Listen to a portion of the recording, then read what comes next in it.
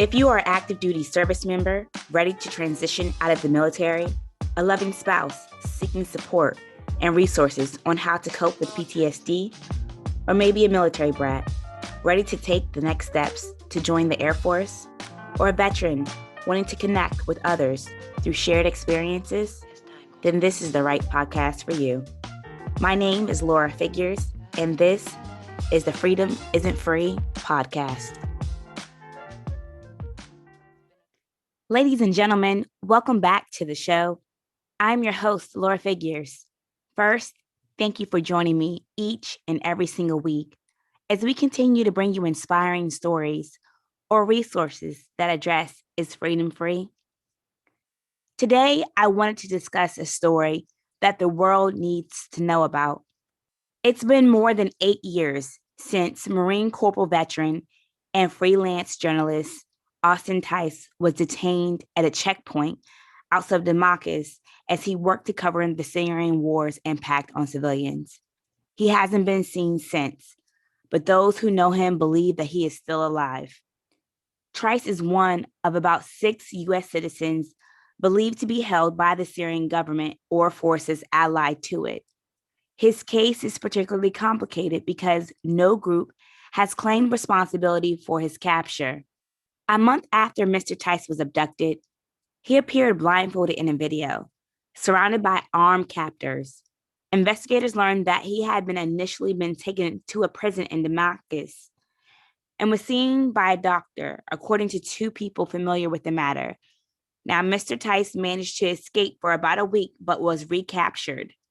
During the Obama administration, the CIA obtained a tantalizing piece of information, a Syrian document, indicating that the government had been holding Mr. Tice.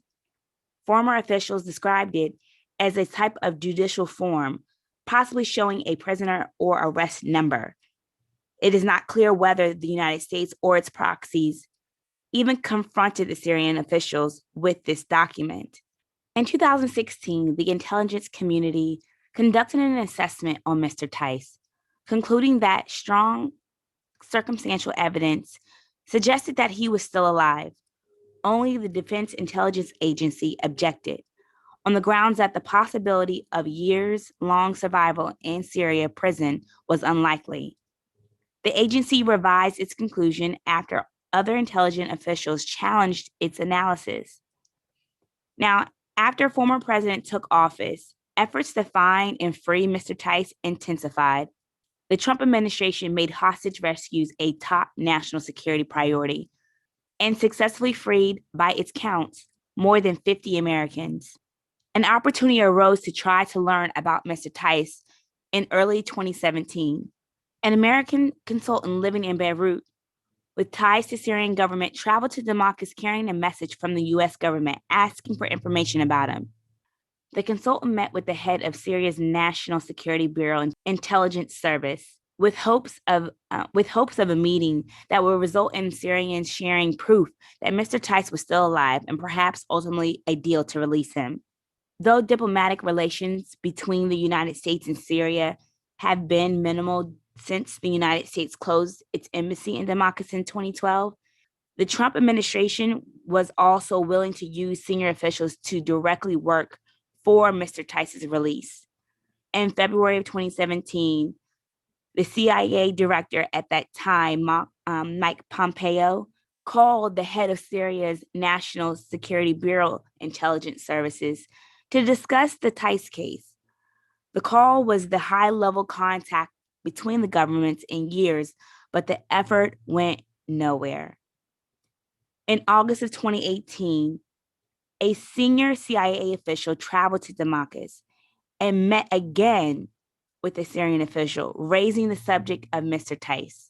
Christopher C. Miller, the acting defense secretary under Mr. Trump, said that he directed additional resources to find Mr. Tice. Though he would not describe those efforts in details, he said, "We are hoping on the assumption that he was still alive." Now, American partners in the region took notice of this high level of interest. The ruler of the United Arab Emirates said he wanted to help. steering hope that he could make headway with the Syrian government after Emirates reopened its embassy in Damascus. Floating the idea of the Emirates building a hospital in Damascus and the Syrians handing over Mr. Tice as a return of a good gesture, but it never materialized for reasons that were unclear. Other partners like the Vatican also failed to secure Mr. Tice's release. However, two other Americans who have been held by the Syrian government have been released.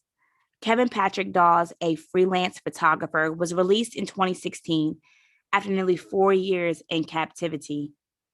Sam Goodwin was freed in 2019 after being held for 2 months. Both men were held for far shorter times than Mr. Tice. Mr. Dawes was brutally beaten, while Mr. Goodman said he could hear others being tortured around him every day. In March 2020, Mr. Trump wrote a letter to President Bashar of Syria asking for Mr. Tice's release and proposing a direct dialogue. Now, following up, the Trump administration in August of 2020 dispatched 2 senior officials to Syria. Besides securing Mr. Tice's release, the Americans also had hoped to cut a deal to free Majad Kamalamazad, a Syrian American. There have been several unsuccessful attempts to get Mr. Austin back, including an August 2020 trip in which Special Presidential Envoy for Hostage Affairs, Roger Carlson, and then Senior Director for Counterterrorism at the National Security Council, Kesh Patel, met with the head of Syria's intelligence agency. Now, Syria is ranked 173 out of the 180 countries in the Reports Without Borders 2021 World Press Freedom Index. At least 300 journalists have been arrested, and almost 100 have been victims of abduction in the country since 2011. Several of the lawmakers who signed the April 26th letter to Biden are veterans. Republican Seth Moulton described a certain feeling of camaraderie that he had with Mr. Tyson, just not as a fellow American, but as a fellow Marine. Now, Mr. Moulton has served in the Marine Corps from 2002 to 2008. He also had the honor of meeting with Mr. Tice's parents, Deborah and Mark, back in 2019 and promised them that the government would not give up on the fight to bring him home, and that still rings true to this day. He also said, "It is our duty to do everything we can to bring him home."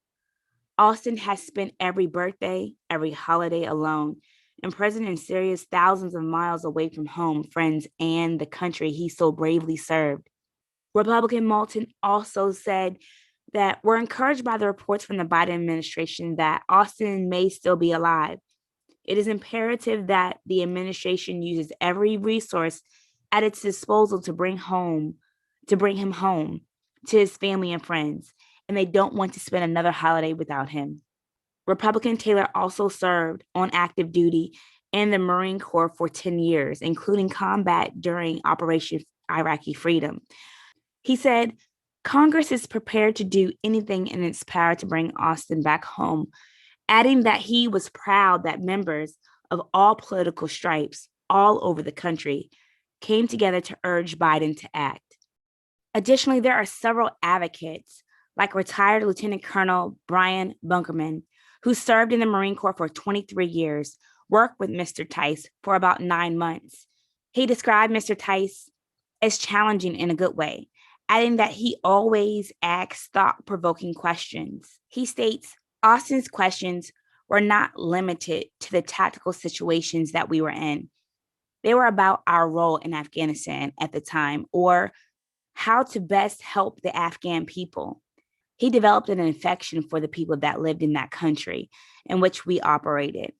Austin's affection was just fundamental to who he was.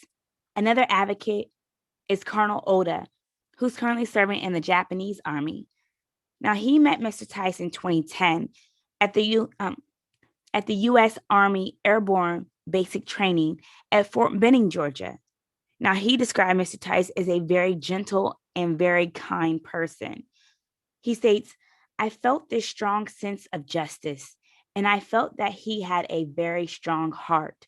I think that he went to the Middle East based on the sense of justice, and I believe that he is working hard somewhere in the Middle East. I want to believe. Now, these advocates are so proud to have gotten to know him and be a part of this effort in some small way to keep his story alive. And they look forward to seeing Mr. Austin again.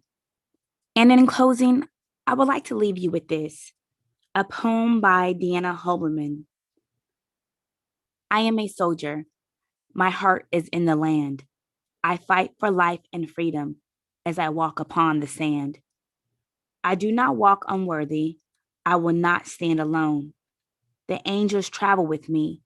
I fight for land and home. I am a soldier, a daddy and a friend, a comrade and a brother, a warrior to the end.